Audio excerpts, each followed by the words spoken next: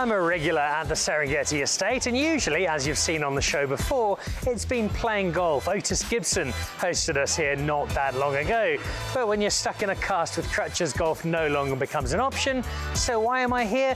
Well, you might remember on the show going back a while, we had Julia Robson, one of South Africa's top gamers, and if you remember that, you might recall she had absolutely no idea who I was. So I have an interview next week for Supersport, a show on Supersport called the Dan Nicholl Show. Anybody know about this thing? I have never heard of such a show. Yeah, me either. Mom! My mom knows it, yay. Now we know each other a little better, and so given I've got to find stuff to do that doesn't involve playing sport as I know it, I thought I'd try something different and get Julia to introduce me to the world of esports.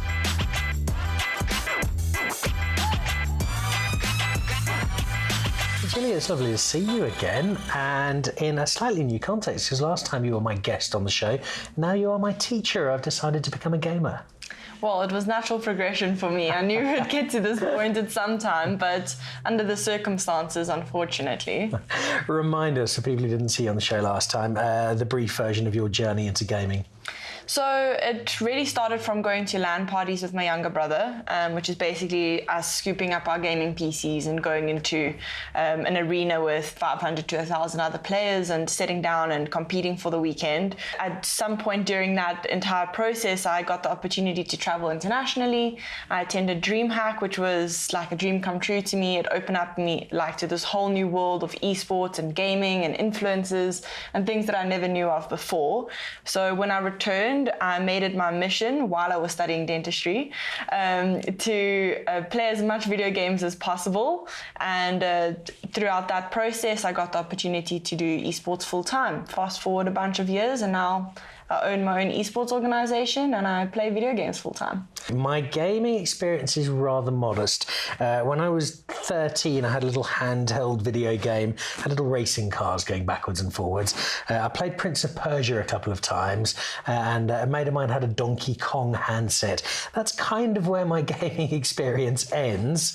What am I kicking off with today? So we're going to be playing mouse and keyboard with a nice 240Hz monitor, and you're going to play some high-res Apex Legends, so you're going to get the best experience of the game.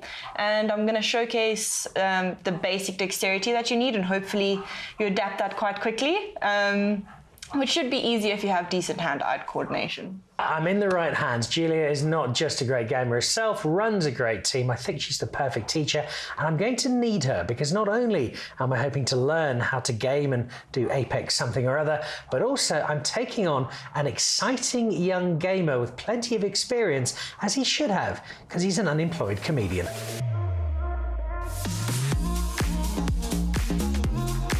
Hi, I'm Eric Jansen, the most funny comedian in the world. Not the world, just Johannesburg, at the Boksburg if you have to. Reichenbach, that one town in particular. I'm excited. Today I get to take on Dan Nicholl in a gaming competition. I don't even know what we're playing, and I don't know about Dan, but I'm experienced, man. I've got this thing in the bag. So basically we're just going to start with some basic dexterity. I think that's the best place to start. Right click is to aim, and left click is to shoot.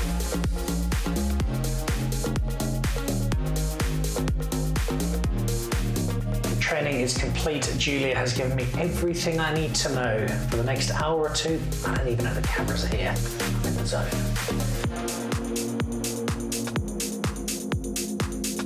Wait! Oh, my bad. What are you doing? No. That was not nice. No. Yeah, they won. So it wasn't so much me playing with Eric, it was me following Eric rather aimlessly around a digital landscape. Out of absolutely nowhere, I got jumped by some very unpleasant people, and my game was over. I still think I did okay though, but it's up to Professor Julia to give us the thumbs up or possibly the thumbs down. Julia, how did your two novices do? Well, I think Eric had a little bit more of an understanding of the game, which helped him a lot. But I think, unfortunately, because it was your first time, you struggled to keep up a little bit. But I think if you just get used to holding down shift, you'll be A for away.